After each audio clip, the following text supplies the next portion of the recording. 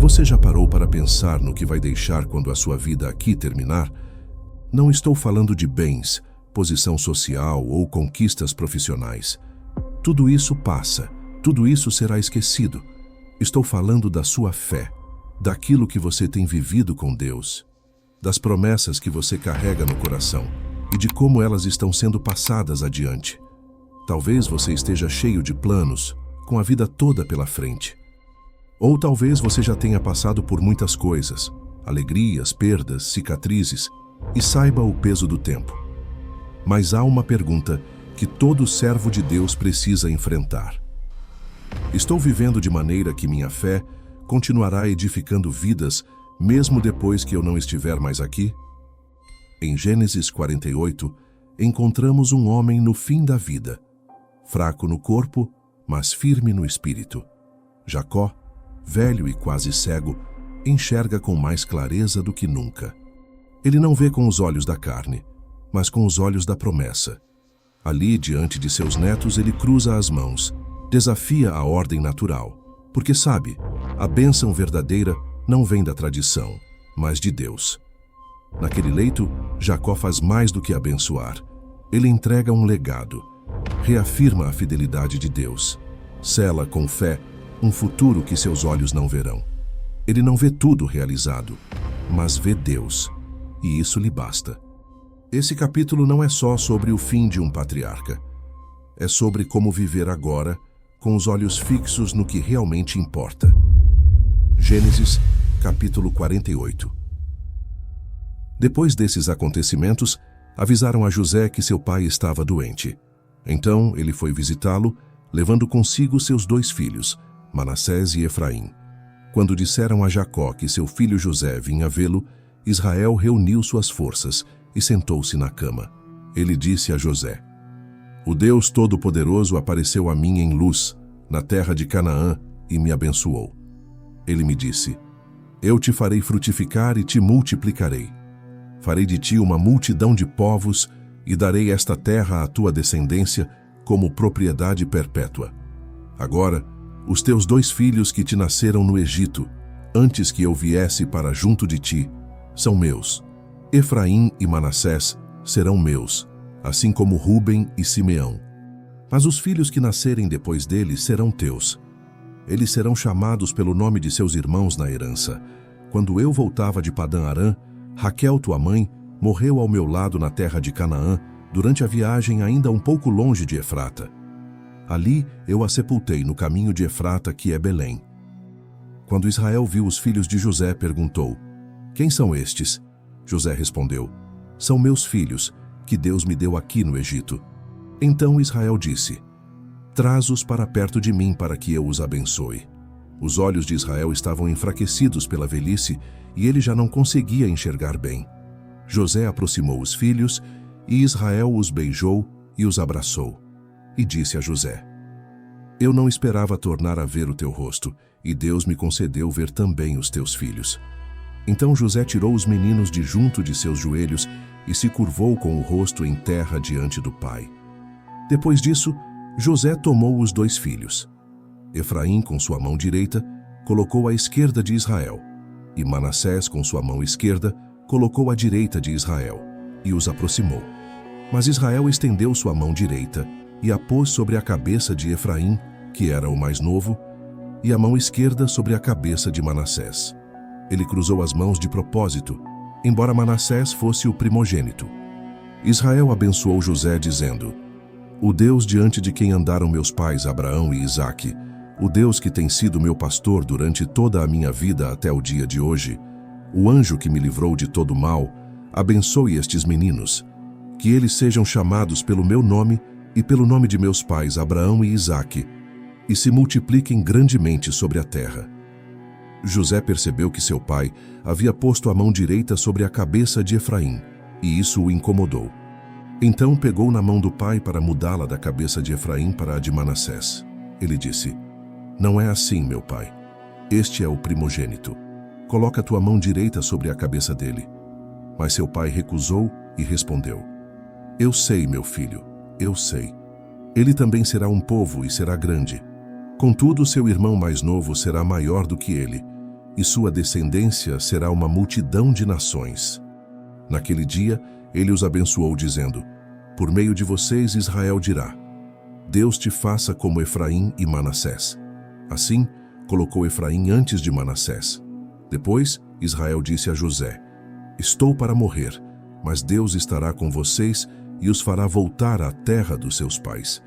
E a ti dou uma parte a mais que a teus irmãos, a qual tomei dos amorreus com a minha espada e com o meu arco. Gênesis 48 nos leva ao leito de morte de Jacó, também chamado de Israel, onde ele realiza um dos atos mais marcantes de sua vida: abençoar os filhos de José, Efraim e Manassés. Esse momento não é apenas uma despedida afetuosa entre avô e netos, mas uma expressão clara da fé madura de um patriarca que viveu sob a direção de Deus. À medida que vamos compreendendo esse texto, ele se torna uma fonte rica de instrução, consolo e exortação para a nossa vida cristã, pois revela a fidelidade de Deus, o modo como ele conduz sua aliança e o papel de cada geração dentro desse plano eterno. Jacó começa sua fala recordando a aparição de Deus em Luz, Betel, onde lhe foi prometido que sua descendência se multiplicaria e herdaria a terra de Canaã. Este é o alicerce do que ele está prestes a fazer com Efraim e Manassés. Ele não age por sentimentalismo, mas com base na aliança divina. Ao adotar os dois netos como seus próprios filhos, Jacó os coloca em igualdade com seus outros filhos, dando a José, na prática, uma porção dobrada da herança. Esse ato tem base legal e espiritual, pois se conecta diretamente com a promessa que Deus havia feito a Abraão, Isaque e a ele mesmo. Mais uma vez, vemos como a história da redenção não é construída por impulsos humanos, mas por decisões orientadas pela palavra e promessa de Deus. Esse gesto de Jacó também aponta para o fato de que a inclusão na aliança de Deus não é limitada às circunstâncias humanas. Efraim e Manassés nasceram no Egito, filhos de mãe egípcia, distantes da terra prometida e da cultura patriarcal. No entanto, pela vontade de Deus, eles foram plenamente incluídos na linhagem de Israel. Isso nos ensina que a graça de Deus não está atada ao sangue ou à geografia. O que define um filho de Deus é a sua promessa e a inclusão soberana dele na sua aliança, algo que o Novo Testamento aprofunda ao afirmar que todos os que estão em Cristo são herdeiros da promessa feita a Abraão. O episódio se torna ainda mais impressionante quando Jacó, guiado por discernimento espiritual, cruza as mãos e coloca sua mão direita sobre Efraim, o mais novo. José, tentando preservar a ordem natural, tenta corrigir o pai, mas Jacó recusa, dizendo: eu sei, meu filho. Ele entende que Deus havia escolhido o mais novo para uma posição de destaque. Isso não era inédito. O próprio Jacó havia sido escolhido acima de Esaú, e antes disso, Isaque havia sido o filho da promessa, não Ismael. Esse padrão nas Escrituras mostra como Deus age não segundo convenções humanas, mas conforme sua soberania e vontade. Ele escolhe quem ele quer, não por méritos, mas por graça. Romanos capítulo 9, versículo 10 ao 16. Nesse cruzar de mãos, vemos a atuação da providência divina, uma reversão de expectativas humanas para cumprir propósitos eternos. Ao abençoar o filho mais novo com a mão direita, símbolo de autoridade e primazia, Jacó profetiza o crescimento maior da descendência de Efraim, algo que de fato se cumpre mais tarde na história de Israel. Mas mais do que um dado histórico, isso é uma afirmação de que Deus governa os destinos humanos e os molda para a sua glória. A fala de Jacó durante a bênção é profundamente teológica. Ele invoca o Deus que foi o pastor de sua vida, uma imagem que reaparece no Salmo 23 e ganha plenitude em Cristo, o bom pastor. João capítulo 10, versículo 11. Ele também menciona o anjo que me livrou de todo o mal, uma referência ao cuidado constante e pessoal de Deus ao longo de sua história marcada por perigos, enganos, perdas e reconciliações. Ao abençoar seus netos, Jacó não está apenas desejando coisas boas. Ele está proclamando que o mesmo Deus que o sustentou será fiel às gerações futuras. Diante disso, há aplicações importantes para nós hoje. Em primeiro lugar, este capítulo nos chama a confiar plenamente na soberania de Deus. Ele é quem escolhe, orienta e realiza sua vontade, independentemente de nossas preferências ou lógica. Precisamos aprender a descansar no fato de que Deus não comete erros. Ele vê o fim desde o começo, e suas decisões sempre são justas e perfeitas. Além disso, somos chamados a lembrar e confiar nas promessas de Deus, mesmo quando ainda não se cumpriram plenamente diante dos nossos olhos. Jacó morreu sem ver a posse da terra de Canaã por sua descendência, mas ele morreu crendo, porque sabia que Deus é fiel. A fé cristã é marcada exatamente por isso. Andar por fé e não por vista, confiando nas promessas da palavra, especialmente naquelas que apontam para a eternidade em Cristo. Outro ponto relevante é o valor da bênção espiritual entre gerações.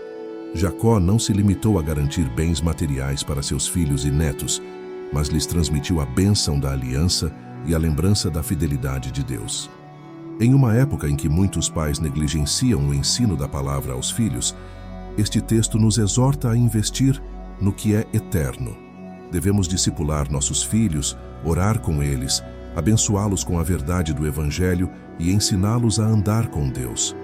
Também aprendemos aqui que Deus pode usar pessoas imperfeitas para cumprir sua vontade. Jacó teve uma vida cheia de falhas, enganou, fugiu, sofreu, se atrapalhou em decisões familiares. Ainda assim, ao final da vida, ele abençoa com sabedoria, com firmeza e com discernimento espiritual. Isso nos lembra que o mais importante na vida cristã não é a perfeição moral, mas uma fé verdadeira que confia em Deus e se submete à sua palavra até o fim. Por fim, este capítulo nos aponta claramente para Jesus Cristo, o Filho prometido que recebeu toda a autoridade e nos garante a herança eterna. Em Cristo, todos os que creem são feitos filhos de Deus, incluídos na bênção e selados com a promessa do Espírito. Ele é o verdadeiro primogênito entre muitos irmãos, e por meio dele, recebemos uma herança que não se corrompe, reservada nos céus. Assim como Jacó terminou sua vida apontando para as promessas de Deus e abençoando a próxima geração, que nós também sejamos encontrados fiéis, vivendo com os olhos fixos em Cristo, descansando na soberania do Pai, ensinando nossos filhos e irmãos a andar nos caminhos do Senhor e desejando ardentemente a terra prometida, não uma Canaã terrena, mas a nova Jerusalém, onde Deus habitará com seu povo para sempre. E talvez essa seja a parte mais séria da nossa jornada. Entender que a vida cristã não é apenas sobre o que vivemos agora, mas sobre o que permanece depois de nós. Não se trata apenas do que sentimos, conquistamos ou construímos, mas de quem glorificamos com tudo isso. Jacó, ao abençoar Efraim e Manassés, não tinha mais forças no corpo, mas sua fé estava firme. E foi essa fé que atravessou o tempo, firmada nas promessas de Deus. Ele não transmitiu riquezas, não deixou conquistas humanas. Ele deixou convicção. Ele entregou o que de fato vale, a lembrança viva de que Deus é fiel, que a aliança dele não falha e que a graça de Deus não segue a lógica humana, mas a sua vontade soberana. Que a nossa vida seja assim também, marcada por uma fé que aponta para Cristo, pela esperança que não se abala e por um testemunho que abençoa as próximas gerações, mesmo quando já não estivermos aqui. Que o nosso legado seja espiritual, eterno e cheio da presença de Deus. Quando tudo ao nosso redor passar, que permaneça aquilo que é eterno, a fidelidade imutável do Senhor e o poder transformador do seu Evangelho. Que o Senhor te sustente com a mesma fé que conduziu Jacó. Uma fé não firmada em emoções passageiras, mas na aliança firme do Deus que escolhe, promete e cumpre. Que você encontre descanso na fidelidade dele, mesmo quando não entender os caminhos, e que viva com os olhos fixos em Cristo, o autor e consumador da fé.